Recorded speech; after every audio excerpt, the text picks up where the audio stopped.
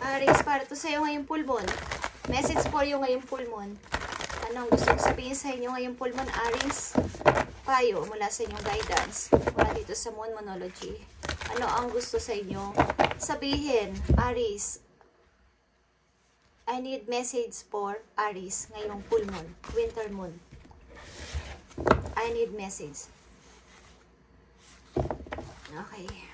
Aries, I need message for Aries ngayong full moon. Think it through. Okay? Think it through.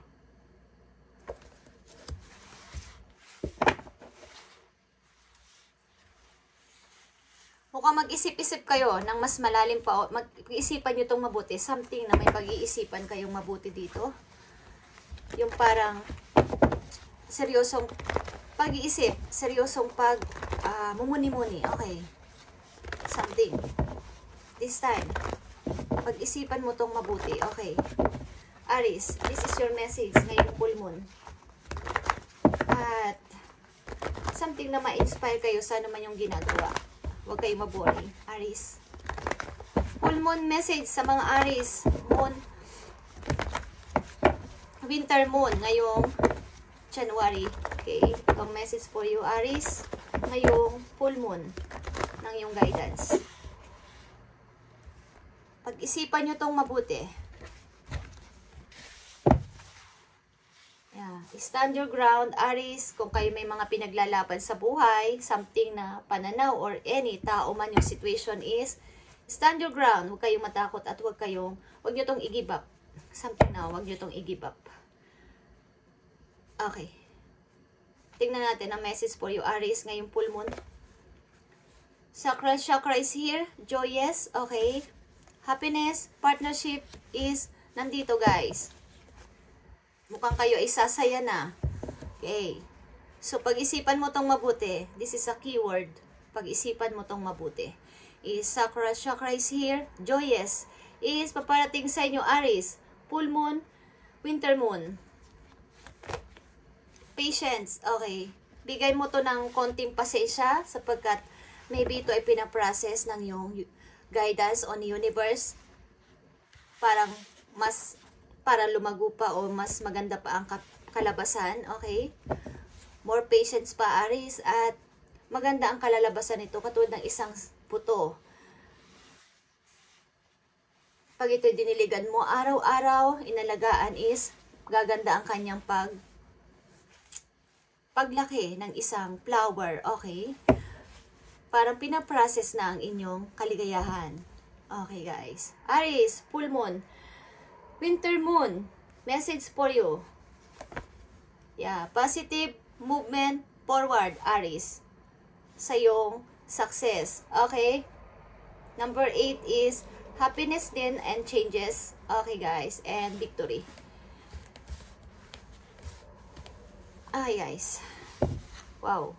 And stand your ground, like I said. Huwag nyo tong pabayaan na mawala sa inyo. Stand your ground. Pinaprocess na dito ng heaven o ni universe ang inyong kaligayahan. Sacral chakra is joyous. Partnership. Maging ito ay pag-ibig man. Something na pinaprocess na, okay? More patience. And ilan sa inyo is papunta sa inyong kaligayahan dito sa sun, okay? Dito sa liwanag. Positive movement forward is gawin nyo, guys, ang pagtuloy-tuloy na pag-moving on. Lalo na ngayong full moon, guys, isara nyo na dapat isara at para pagdating ng new moon is bago na ang inyong kaisipan, bago na ang buhay, bago na ang tao, bago na ang inyong pananaw. Okay, Aries. Think it through. Pag-isipan nyo itong mabuti. Okay. Pag-isipan nyo itong mabuti, guys. Tingnan natin ang message for you, Aries. Ngayong full moon, winter moon. Evil Queen. Okay. Nakita nyo to, you deserve sugar, not salt, Aries. Hindi mo deserve ang salt, ang maalat. Deserve mo ang sugar dahil you are sweet. Okay, you are sweet. And this is a number 2 again. Isa number 2, guys. Ibalabalansin nyo ang sugar and salt sa inyong buhay. Mani ito'y tao, isang situation. Tanggalin nyo ang maaalat. Ilaglag nyo ang mga maaalat. Okay. Maaring may mga kontrabida sa buhay nyo, Aries, at yan ay gawin nyo ngayong full moon. Tanggalin ang mga tao sa gabal sa inyong pag-unlad at sa inyong kaligayahan. Meron ditong evil queen. Okay. Something na ito ay babae man o lalaki sa inyong buhay na kontrabida at something na kayo ay nahadlangan sa inyong pag-unlad at sa inyong kaligayahan. Tanggalin nyo ngayong full moon. Okay. Message ito sa inyo ngayong full moon, guys.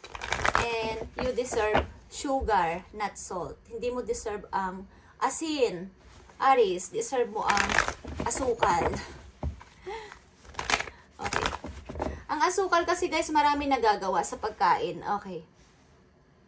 Kasi ang sugar, marami siyang nagiging recipe. Okay? Kahit dagdagan mo pa siya ng dagdagan.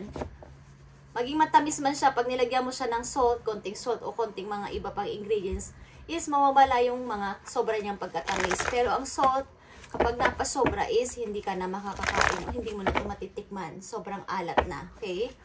At kahit lagyan mo pa ito ng asukal o any ingredients, kapag sobra ang nailagay mong salt, hindi na masarap to, guys. Okay, guys. Just saying. Is, tanggalin nyo ang salt sa inyong buhay. Mas, itira nyo ang mga asukal. Okay? May kontrabida sa buhay nyo, Aries. So, huwag nyo pabayaan na manakaw ang inyong napagtagumpayan, ang inyong mga nakuha, ang inyong mga na-achieve. Huwag niyong pabayaan na makuha ng isang tao. Lalo na ng taong mahal nyo. Mukhang maaaring may kumukuha ng inyong meron ditong tumitingin-tingin sa inyo kung kayo nasa masayang relasyon. May isang tao dito na naiinggit sa inyo sapagkat kayo ay masaya ang relasyon sa inyong partner. Okay lang sa inyo. At ang ilan sa inyo is may magmamakaawa, may hihingi ng tulong. Okay, dahil kayo ay nasa okay na ang kalagayan. Aries, is something na may isang tao dito galing sa inyong nakaraan ang hihingi ng help sa inyo para tulungan ninyo at gusto uling makipagkaibigan. Tulungan ninyo sa maybe sa spiritual or sa money. Okay, maaaring naliligaw na to ng landas ang tao na to at hihingi sa inyo ng tulong. Okay, message for you ngayong full moon sa mga Aries. Tingnan natin, guys, ang message sa inyo ng inyong angel dito sa inyong situation. Pag-isipan mo itong mabuti, guys. Okay. Maring mahingi sa inyo ng tulong, guys. Ang tao na to is nahihirapan sa money o kayo. Vice versa. Tingnan natin. Aries. I need message for Aries ngayong full moon, winter moon. Para sa mga Aries, I need message. 7 of Thought, guys. 7 of Cups. You've been confused about the situation in your life, Aries, and now suddenly everything is completely clear to you. Whether the truth was revealed by your angels, disclosed by a friend, a discover on your own, and it feels great to be awake and aware. Feel free to ask for time alone if that's what you need. Okay.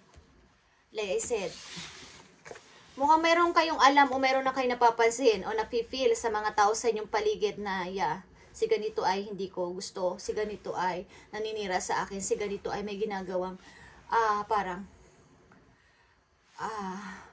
pagtataksil sa akin. Alam nyo na. So, maging aware kayo sa tao na lumalapit sa inyo at maaring mamabuti ang mukha, mabuti ang pananalita. Maging aware kayo. Alam nyo na, nakikita ko dito. Okay. Is alam niyo naman ang mga taong nagbabalat kayo sa inyong harapan, may doble kara. Okay. Maaring minsan guys is magnakaw-nakaw kayo ng tulog. Ilan sa inyo is nahihirapang matulog o walang gaanong tulog. Is pahindian nyo rin paminsan-minsan ang mga taong humihingi sa inyo ng advice. Maaring kayo ay hingian din ng advice, bagamat kayo may sarili din na problema o dinadala sa buhay is hingian kayo ng advice. So paminsan-minsan is magsalita kayo ng no sa kanila at sabihin na napapagod ako o hindi ko kaya ngayon o hindi ko kaya kayong i-entertain ngayon. Maminsan-minsan is magsalita ka, Aries. Okay. And maaaring napagtagumpayan mo to o mapapagtagumpayan mo tong inyong situation sa ngayon, guys, at kayo magbibictory. Okay. Maaaring tatanggalin mo talaga ang mga tao o mga friends mo na asin sa iyong buhay. Okay, just saying. At kailangan mo tong gawin para sa iyong ikakaligaya, guys. Okay, ilan sa inyo is pinaprocess na ng universe. More patient pa, sapagkat para mas maganda ang maging kalabasan nito is more patient, guys. Para mas yumabong pa o mas mag-grow pa. Okay? At the same time is, kung pinipilit nyo na mag-moving, is positive movement forward patungo sa sun, Aries, patungo sa liwanag para sa iyong kaligayahan at para sa iyong tagumpay. Okay, sapagkat joyous is here. Kaligayahan, partnership is paparating sa inyo, is mangyayari. Pinaprocess na ng heaven ang inyong kapalaran. So, magpatuloy kayo everyday at yung inyong same routine, pagiging mabuting tao at pagiging isang matulungin sa kapwa is pagpatuloy nyo lang at mangyayari ang gusto nyong mangyari. Okay? Depende sa inyong intention. Yan ay nakikita ng inyong guidance. Kung anong intention nyo sa inyong prayer o sa inyong wish is nakikita. At kung paano kayo mag-wish at paano kayo mag-pray is yun din ang magiging resulta at yun din ang ibibigay sa inyo. So, more patience, Aries, is paparating ng iyong kaligayahan. Yan ang message for you ngayong winter moon, ngayong full moon. Okay? Thank you, Aries, and God bless sa inyong lahat, guys.